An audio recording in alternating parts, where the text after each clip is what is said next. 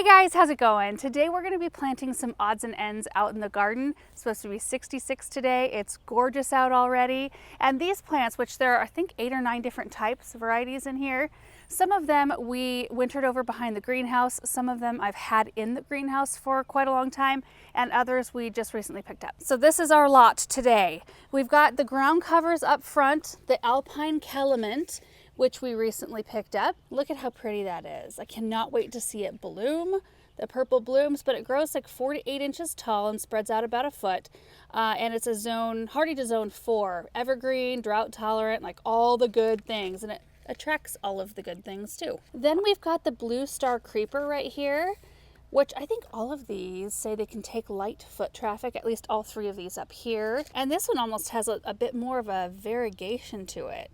Stays a little bit tighter than this one, 2 to 4 inches tall, and will spread out like a foot to a foot and a half. Also evergreen, hardy to zone 5, and it gets covered, I know it's hard to see in this picture, in these little light blue star shaped flowers from May through September. That's such a long bloom time, I love that. And then one of my faves, we planted some of this last year and it has performed. I'll show it to you today. In fact, we're going to plant these nearby where those are, just to carry on with the same kind of look.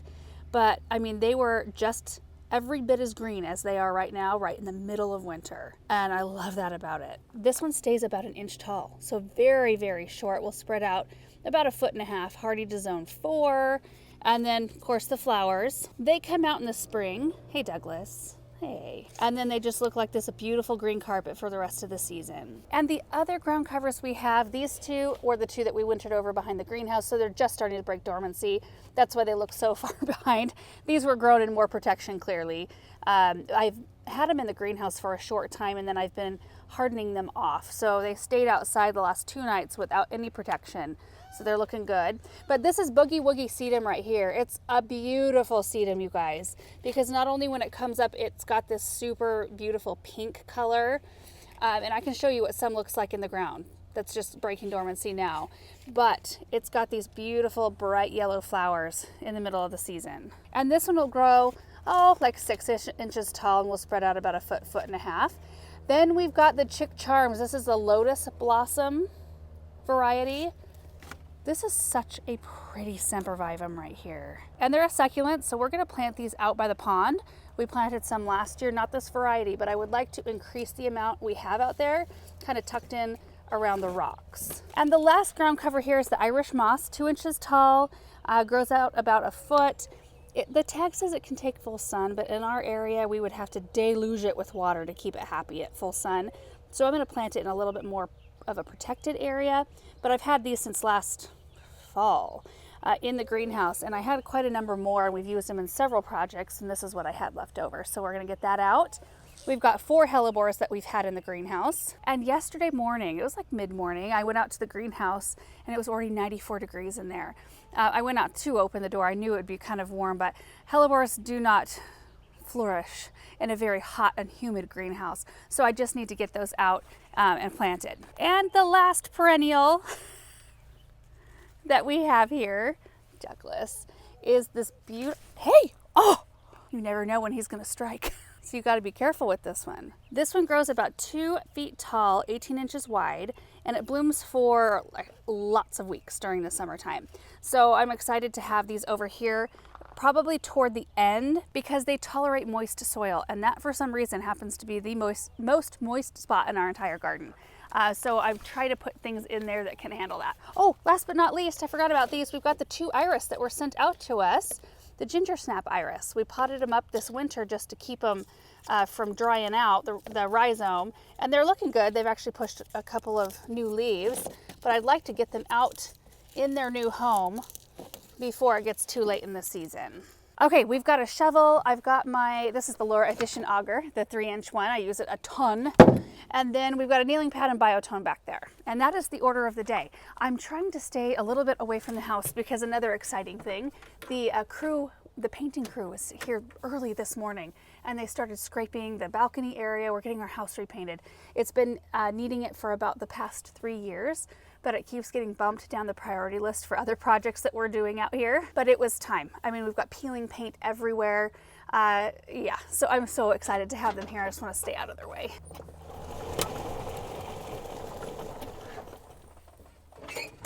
so this is where we're gonna get started. And I think we'll just continue on and get everything planted, and then we'll come back through and take a look. Gosh, it feels good to be out here doing this again.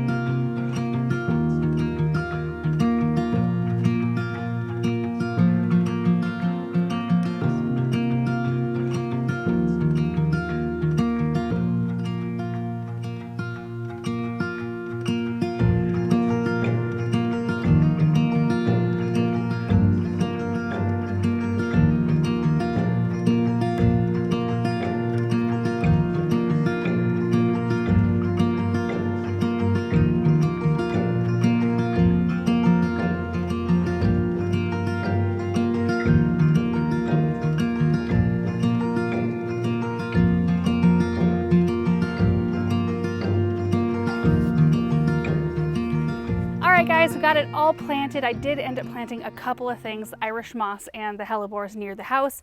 The painters went on their lunch hour, so I ran up here to get that done, but they are getting back. So that's where we're gonna start our tour so we can get back out of their way. Look at the Irish moss. Doesn't it look so pretty right here and fun? I love the contrast between there's black pearl heuchera here, and then there's anise red hellebores which those two plants are very happy in this space because, as you can see, they do get a little bit of morning sun into the early afternoon, but then they're protected from the late afternoon sun. There's a lilac here and a big honey locust. So I'm thinking the Irish moss should be really happy in this space, and I think it would just be fun to have a little carpet throughout this area where I really can't plant any other perennials that get big because these perennials fill in, and it's too early to really see that at this point in the season. But by, you know, mid-season, they will have come up and really filled in this space. But I had 35 of them. They were in 4-packs, and I had 8 full 4-packs and then 3 extras, so I was really able to cover a lot of ground here.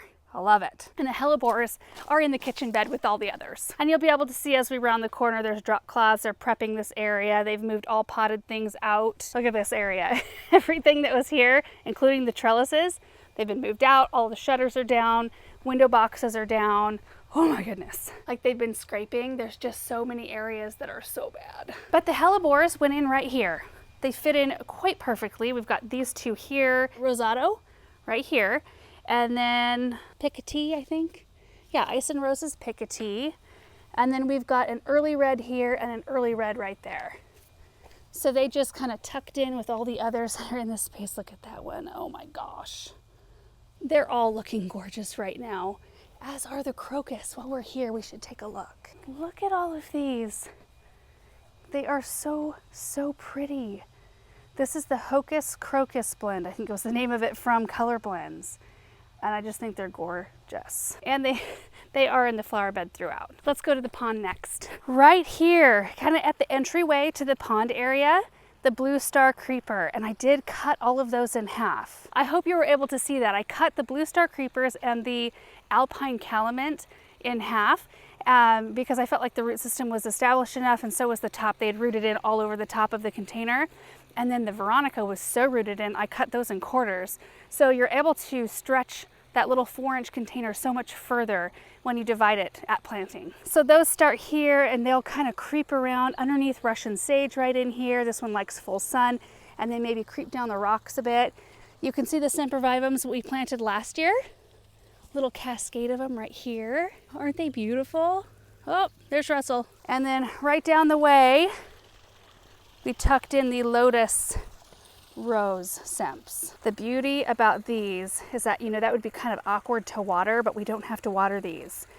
They'll get, you know, whatever little bit of rain we get. We'll keep an eye on them a little, but there are plants up here that have drip, so it's likely they'll just be able to use any little bit of runoff.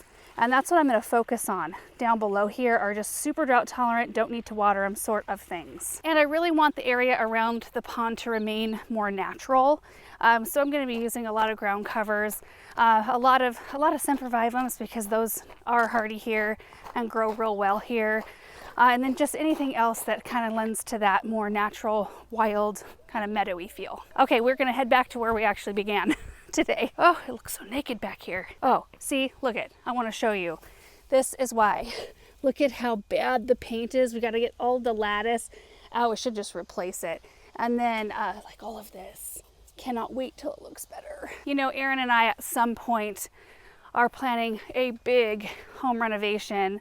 It's years down the road at this point because we keep buying, you know, big trees and things like that. So, but it's going to involve reciting and all that sort of thing, but we just want to keep it as nice as we can until we're ready to do that. Anyway, one more thing before we head over to the west side. I wanted to look at these lungwort because I think in every single video up to this point where I've shown them, I've called them Pinkadot. I swear that's what they started out as, Pinkadot lungwort, but it's Pinkablu. So correction, these are Pinkablu lungwort. They look so gorgeous. I would like to get my hands on more and move that heuchera over to, there's another one right there, and put like 1, 2, 3, 4, I don't know, like fill up this whole section so that early spring we have this gorgeous show, plus the leaves look awesome for the rest of the season. And they don't burn or tear or get tattered like some other things do in this space. This space gets quite a lot of wind. I just love them. Oh, back by the Irish moss, so cute. Okay, so right in this area, the Alpine Calamint went in right here, which I've got a Caryopteris here. This area gets sun part shade. There's a black cat pussy willow right above it, but it's the east. There's nothing blocking the sun here. So especially once the sun gets higher in the sky for summertime, this will be much more full sun. They should do really well here. Again, I cut these in half, so we've got 10 of them. They spread all the way over to that spot there. Just, I don't know, filled in this space. I love it. And then we've got the lobelia right here. So they're tucked in behind some lamb's ear and in front and kind of between some of the Midnight Masquerade penstemon. Kind of perfect spot to tuck those in. The rest are out in the south garden. A butterfly. Oh, look at that. Oh, Douglas, leave the butterfly alone. Jeez. Okay, the Boogie Woogie Sedum went in right here. Those were, what, 2 gallon size? I cut those in half. So there's a half here, there, right here, and then on the other side of the rock so that I could just draw some interest over. And you can see what they're looking like. Breaking dormancy, just, you know, being in the ground all winter long. I just love that pink color. I think it's so beautiful, and it really is vibrant all season long. And I would love for it just to kind of fill in this area around this rock. You know, we put a hose link right here, so we've got a little stone. It would be nice, which I could probably come in and chop a little bit off the edges and tuck in a few in front of the rock and maybe keep on going a little bit. Last year, I really tried to plant more ground covers out here in particular. And I'm going to continue to do that this year and probably for many, many years because they're just so nice. They're so low maintenance. They help suppress weeds. And they just fill in an area too and make it look really lush without having to put a ton of big perennials that need more maintenance. So that's kind of the plan. Oh, more out here. Hold on. I'm going to go through here. I think we're going to put in a little pathway. You can see right here the 2 ginger snap iris. They are near the tiger eyes sumac. We've got some Russian sage in here. There's also some Cheyenne spirit. That's what it's called, right? Or Cheyenne sky. Anyway, echinacea. And they're more of a warm tone. They're kind of like orangey, melony. It's like melon orange to red almost. So I don't have a lot of warm colors like that in our garden. So I thought if I ever, you know, stumble upon some other warmer things I'd like to put out here, maybe I can cultivate just a little spot out here that can, like that everything would go together. So that's why I put it out here, even though I know those 2 will not be blooming at the same time. And then right across from those, I put the Veronica. So these are the ones we broke into quarters, and they're still decent sized plants. I mean, look at that. It's amazing. So there's 1, 2, 3, 4, 5, 6 right here. I tucked in 4 right back in here. And this is the stand that we planted last year.